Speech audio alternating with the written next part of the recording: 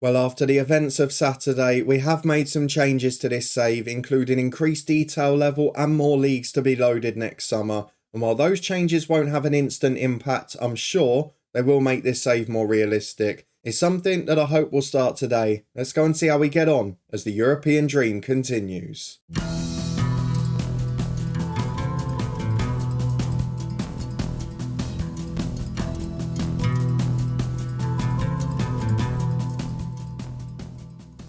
Hello and welcome along to part 63 of this Build a Nation story, Lifting Spirits with me, Daniel.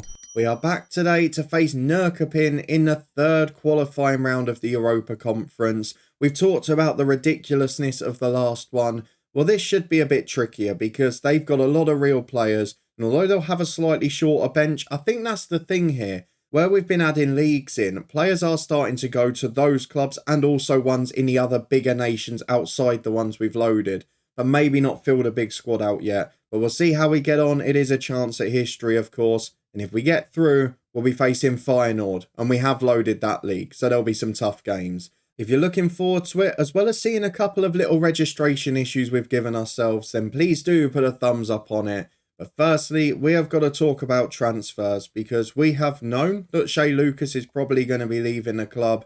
Also leaving the club is Sean Moore. He has gone on loan to Newport after rejecting Glentoran. I tried to help out the nation, it didn't work, so he moves on elsewhere.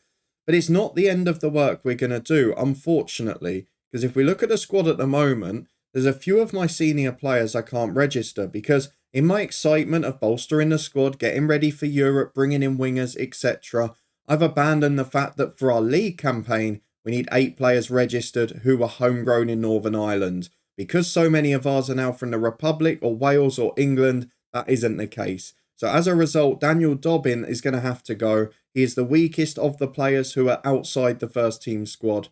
So he's going to go and we'll try and get in a Northern Irish right back. What this basically means is our next 3 or 4 signings at the club have to be Northern Irish. And it's the reason that someone like Dobbin is going to be leaving ahead of McGill. So it's a little bit weird on that front. Of course, we've got to wrestle that. Sean Moore was homegrown in the nation, but we're still saving a space in the squad, which then McGill can fill. Latifa looks like he's going to be off too, and Moore has already gone. But this is the problem with longer contracts. You can't always get them off the books, even though our wage bill is relatively low. But let's go and focus on Europe. We've got 2 big games to come. Everything's looking pretty good, albeit with the changes this summer, it's not quite as cohesive and it's not quite as good an atmosphere as it once was. And we've still got those throwing their toys out the pram, largely about the failure to upgrade training facilities, which, again, is a constant problem this year. But let's go and talk about our third qualifying round game. Norrkoping are the opponents. Larne have got a tough game against Portuguese opposition. That is another league that has now been loaded. So Portugal for this one for Larne. The Netherlands, if we get Feyenoord and get through to the 4th qualifying round, they're going to be a real test for us and a chance to see just how good we are. I am going to try and add in a few more leagues again next year just to prevent this situation reoccurring. So looking at Turkey's top tier, for example, adding that league in to make it trickier. But let's go and get through the tactical meeting and let's go and see how we're expected to get on. Through to the team selection. This is the 11 that played last time. Boate is going to come back out for Umpardi. I'm looking at the rest of the 11 though, and I don't think there's any cause to change it. Williams has been doing all right. Cooper's a superstar in there, and the rest of the team picks itself. So the only change is McGill comes on the bench for Sean Moore, who obviously has left the club. And this is the squad that we've got. So our lineup is Kane in goal. Wood and Bell the fullbacks with Cooper and Williams at centre half. Whitehall and Daniels the midfield 2. Morgan Griffiths ahead of them. And then Varma and Umpardi the 2 wingers. With goal machine McElhatton up front. Can he deliver the goods again? Let's go and submit the team into the first leg of Windsor Park. And find out if we can cause another shock. And just how many leagues I'm going to need to load next season. Well, again, it is the problem we expected. The squad just not being filled out yet, where we've only just loaded the leagues in. But they have got 2 players in attack that are really worth watching out for. Both Anderson and Mbongo, the skipper, both came from English youth academies. They've been fighting hard and they're really good players. One of them's even got international caps. So let's go and say our home form's important. Let's see how we get on in the first half. Against Besiktas, we were sensational in the first leg and we're going to need the same again. If he's reliable, of course, he's got the captain's armband. He's a superstar. Let's get into the first half. Here comes the music again. The Europa Conference is live with a nearly empty stadium. What a shame we can't host this in Distillery. A really good team we've put out. Of course, not many fans coming to see us. Surely Northern Irish football as a whole would bring a few out to see Besiktas and Norrkoping, but maybe not to be. We go into the first half again. Looks like our opponents have set up with the 4-1-4-1. We've got the lovely graphics again. I love that little bit there. It's a shame they haven't got a little graphic there on the screen coming out of the tunnel, but not to be. Through to the first half we go. Let's see how we get on against Swedish opposition, ones we played so often with Helsingborg last year. Well, this has been a very quiet half an hour. Looks like Norrkoping are a much better side defensively. And the header there just over the bar, causing a threat from set pieces. We're 0-0, but we're yet to have a shot on target. A far cry from the Besiktas game. Lana behind as well, so it is starting to have an impact now. Maybe we just caught Besiktas really early in the season, which, given the fact that the leagues had only just got loaded and they'd only just had the option to sign more players, maybe that's what caught them out. But either way, we look like we're back on a level pegging now as Kane plays out at the back to Wood. Trying to look into midfield. We had a couple of our midfielders very deep there. There's another corner for Norrkoping. Wood heads up more than away. Griffiths brings it down the left-hand side. Chance to counter though. 4-on-3 here momentarily. Griffiths down the line to Varma. It's good defending there. The right back wins it back. And you can see they look a much better side. Definitely causing more of a threat. Restricting us a lot more too. But don't rule us out later on as it's a big ball down the left to Anderson. Well chased by Kane. Not sure about the chest control. Big ball over though. McElhatton's taken advantage of a mistake. He's gone round the goalkeeper. And that one, in a much harder fought first half, is a crucial time to get an opener. Can we do the job at home again? It is ridiculous. It is scandalous how well we're competing. But that one, bit more of a smash and grab. 1-0 Distillery at the break. Let's keep it up. See if we can do some more. Well, gotta say, with 25 minutes to go, Larne's still behind, unfortunately. Doesn't look like two sides will be making the group stages this year, but here come Norrkoping again. They have been the better side in terms of chances this game, and that shot took a wicked deflection off Williams. Kane did really well to adjust, and still, I would say Norrkoping are the better side. It's a long ball forward, dealt with by Jim Wood's header, only as far as Bell, who wins his as well. It's a little bit of aerial tennis. It's a scrappy game, but at the moment we're edging it, which is crucial. But they've won the ball back high up on the right here with Nordstrom. He cuts inside, has support from Anderson. One of those players we talked about pre-match, gets himself in. That is a very good goal. I'm pretty sure he was from the Chelsea Academy. We'll have a look in a minute. But he's a superstar. He scored the equaliser. Now we've got to make changes because that could be crucial. Here are my 5 changes then. I've gone for Burns, Puarte, Coffey, Scott and Harley Jones. Off go Jimwood and Pardy, Daniels, Griffiths, Varma. Let's get into the final 20 minutes. We've got to get a result in this game. Again, a draw helps the coefficient, even if we lose the away leg. So let's just see if we can cling on for it. Larne have gone 2 down now as well. So these loaded leagues are having an impact. Maybe the Besiktas first leg was just that bizarre one off. Because look now, they come forward with a corner again, Norrkoping. We brought Jones in to add that aerial threat again at the back. But the second ball's in. Hallin shot deflects. Whitehall heads it onto the bar, I think that was. It's out for a throw-in, but we're living dangerously. This is all the visitors. They're the better side for sure. And at the moment, a draw would be phenomenal. As Anderson on the right, big cross into the box. Anderson's up, Williams heads away. Can Puarte counter and nick us the most undeserved win on the night? Doesn't look like it. Hallin picks it up again. Goes right to Anderson. Through ball, he's offside, is he? No. The right back played him on, but it hits the post. And in fact, the flag does go up. I'm not sure about that. We hold on for dear life. We've been completely outclassed, but we've got a last-ditch chance to nick it. Scott to the back post. Jones is up. Oh, that's so undeserved. This is nothing like Besiktas at home. We have been pummeled. And Harley Jones off the bench has nicked a 2-1 win on the night. I'm almost speechless. I'm fumbling my lines. We did not deserve that in a million years, but 2 of the subs make a difference. We've been outplayed. 2 shots on target though and 2 goals. I think you could say we've FM'd them. Well, we're back for the second leg against Norrkoping and we have made some big decisions in terms of transfers. Firstly, we've got in a Northern Irish right back, which is crucial for the squad. Kyle McLennan in from Warren Point. Record transfer at 18,000, rising to 25 if he plays 50 league games. Suspended for the first day of the season as well. But he is a player with real quality, good character, good personality too. and mentally and physically he's a very good player. So looking forward to having him in the ranks. Not my usual type of signing. A 27-year-old, an established pro, be someone who can play right back and centre half. So he's a good addition to this football team. I've also made a big decision in goal to try and save our season in terms of registrations. There's not much now between Ethan Ross and Rory Brown. Ethan Ross is 32. Without regular football, he's going to decline. I'm going to sell him. He is English. He's not homegrown in the country. He's taking up a spot as a sub-keeper, which Rory Brown could fill adequately without using a spot in the squad. So for me, Rory Brown is going to be number 2. Ethan Ross will be sold. I'm sorry. He's a club legend. He played in the first leg in Europe. He played in that cup final, saved the penalty. But unfortunately, he's going to be off. I've made decisions. I've made mistakes with the squad. We've got to try and get the best out of it now. A few others to try and get off the books just to calm the wage bill down. But tonight could change that because it could be more money into the club.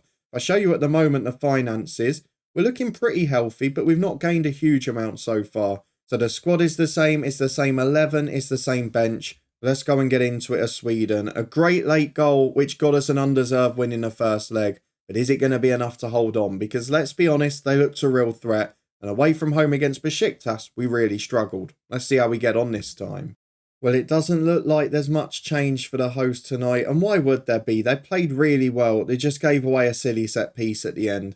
So let's get through the tunnel interview. If we stay strong from set pieces, we've got a chance. But look at the crowd in. It's massive. We've seen how good this side are in FM22. The music will be going. I've skipped it by accident, so we're going to get it for half the first half. But it's a lovely backdrop to this game, isn't it? As Daniels puts a free kick in. Wouldn't mind an early goal as we're playing on the counter with Griffiths. Shot over the bar from 25 yards. Bizarre technique to take it. The music, though, it would have been glorious if that had flown into the top corner. As Daniels wins it back and gives it away. Don't let the Norrkoping equaliser come before the music ends. That's my big thing here, as Daniels to Cooper at the back. Plays into midfield to Whitehall, who's been robbed of possession again. Here it comes, the music's gone, and they're going in one-on-one. Back to Hallin, he's in, it's a good save from Kane. Cleared away to the right-hand side to Mbongo. His cross is blocked, it's a corner kick. And we saw countless efforts from here with Norrkoping last game.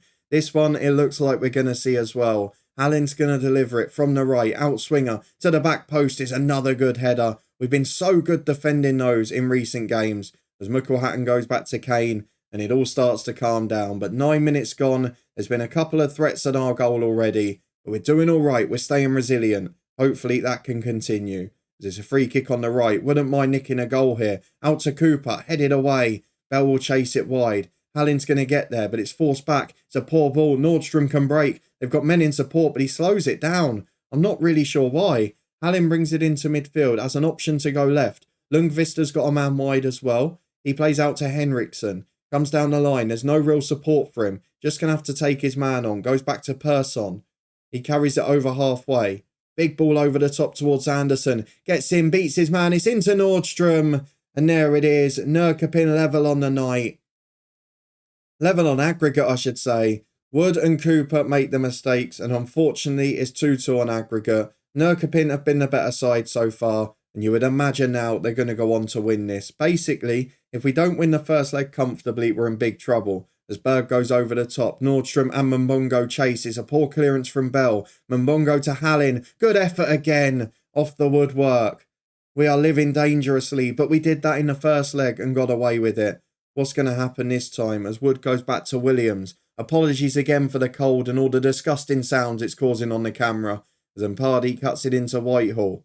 He goes back to Daniels on halfway. Big ball over the top to Mukkelhattan. In he goes. Chance to shoot. Just over the bar. Jonathan Mukkelhattan with a chance to nick a smash and grab. It's not to be. There's still no shot on target. And although we're keeping possession, we are no real threat at all. How are Larne getting on? They're 0-0 on the night. At least they can add to the coefficient a bit. But we've got to try and cling on here because on the stroke of half time is Norrkoping on the attack with Mbongo. He cuts in from the right. We can't keep up. Oh, shots just wide. It was so close to being 2-0. They have not had the lead in this tie overall yet. I'm sure it's not going to be far away. Well done, lads. You've been unlucky so far. What can you produce in the second half?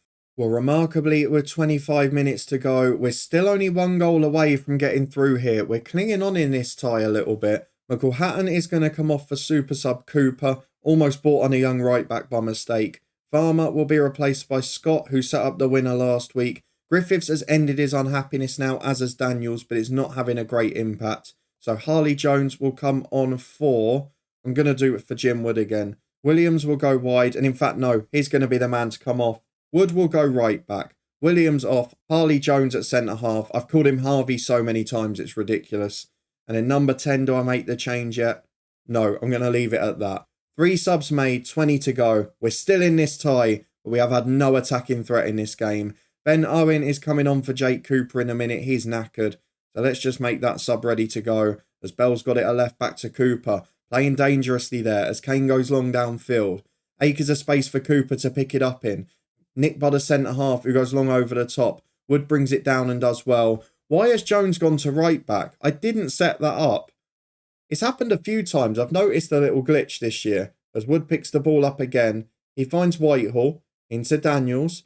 Wide to the right-hand side where Harley Jones is now. And Pardy picks it up. He loses the ball, but Jones gets it again. Big chip forward towards Griffiths. He's off. He is off. That's a game changer. Just as it looked like we were getting battered and we were going to go out, something has turned in our favour here. A red card for Norrkoping, and now Jim Wood will come off for Puarte. We're going to go for it down the right-hand side. Let's get 2 attacking wingers on, and let's see if we can nick a win. Because it's 2-2 on aggregate, 1-0 to Norrkoping on the night, and now we've got the man advantage, and we've still not created a chance. Whitehall's lost the ball high up the pitch though. Momongo nicks it. They could still grab one here. Momongo shoots it straight at Kane. And to be fair, they're not getting close enough now, which is great. Bell picks it up at left back, down the line to Scott.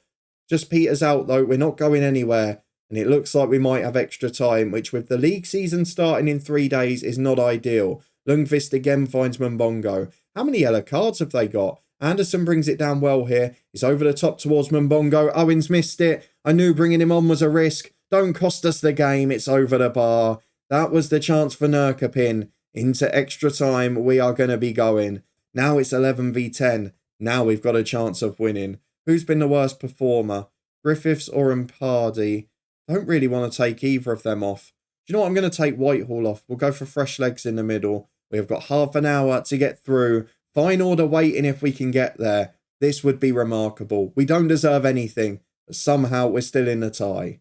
Well, almost half time in extra time. It's Curtis Bell on the left to Lewis Scott. We've had the benefit of the man sent off, but we're still not really taking chances as Bagley's shot goes just wide. 15 minutes up, it looks like we're destined for penalties, and we all know that we've had a lot of heartbreak through that. Albeit, the reason we're in Europe was a penalty shootout. Though it's a corner kick for Norrkoping. Don't get too excited. Person across goal. Cooper clears it. Griffiths can counter now. It's a 2-on-1. He's got to go. Play the ball at the right time. And Pardy's in. Big chance for Jaffet and Pardy. Goes left. It goes too far. And he was forced wide. It's a good save by the keeper. Back into Cooper. His shot's blocked. That was the moment that we had the chance to get through. You cannot waste chances like that. And it is a corner kick for Lisburn Distillery. 10 minutes to go. Daniels will take it. Can we nick a late goal this way again? Jones is at that back post. He's going up again. Loses out this time. Scott doesn't get there. Roos can counter. They've now got the chance. Not as many men up in support due to the red card, but they bring it away comfortably. Oh, the ball back's poor, but they get away with it. Stays 1-0. We've been better in extra time. We've had more shots for sure since the red card. But it's going to penalty kicks. It will decide who faces Feyenoord.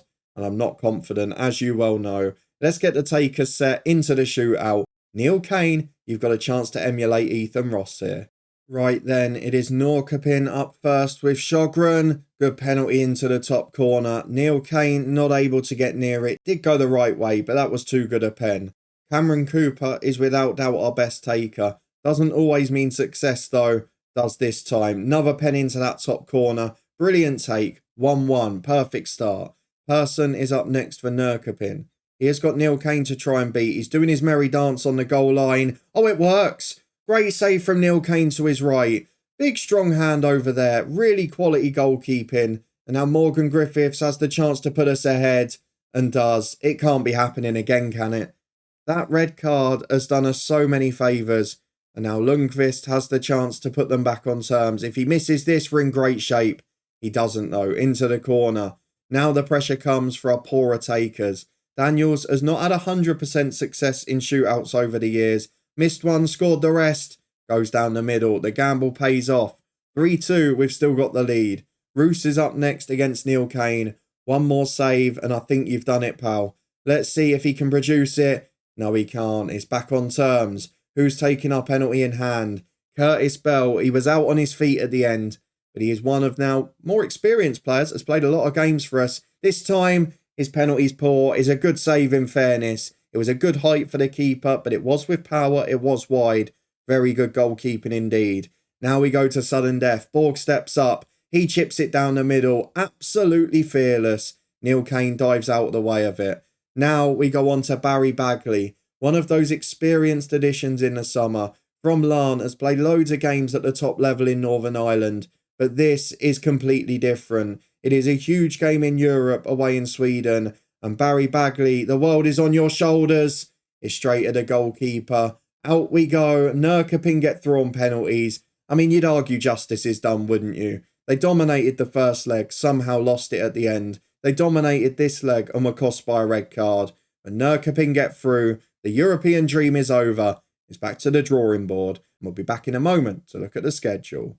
Well, Larne have gone out in addition to us, so our hopes rest yet again on Linfield, who face Albanian champions FK Partizani for a place in the Europa Conference group stages. Good luck to them. For us, though, the big moment has arrived. 550 grand net between those two. That is a huge amount of money into this club. But for us, we've got a big finish to the window to go. We've got to try and sort out the Northern Irish registration issue. We've got to try and get those extra wages off the books. A few players we now can't play in anything other than the cups. So we've got to try and get them out of this football club. If we have a look at the schedule, that's what we're going to focus on next. We will come back for our third game of the season. Cliftonville at home, a side we've had many a battle with. And we will also show transfer deadline day at the same point. Fingers crossed you're looking forward to that. What a European adventure that was to start the season. I'll have a little review of how that's affected the coefficient and everything next time out. But if you're looking forward to the rest of the season and you did enjoy that one, please do put a thumbs up on it. Let me know in the comments what you thought of our performances and which players you think I should cut from the squad. And if you want to stay up to date and find out which I do, then please subscribe and turn that notification bell on. We'll be back here in a couple of days' time, but it's an interesting season in the head coach. There's also links in the eye above to the Twitch channel, the football podcast, and of course many other things too. But I'll see you back here in 2 days' time, transfer deadline day in Northern Ireland. Fingers crossed, some news on Going Pro as well.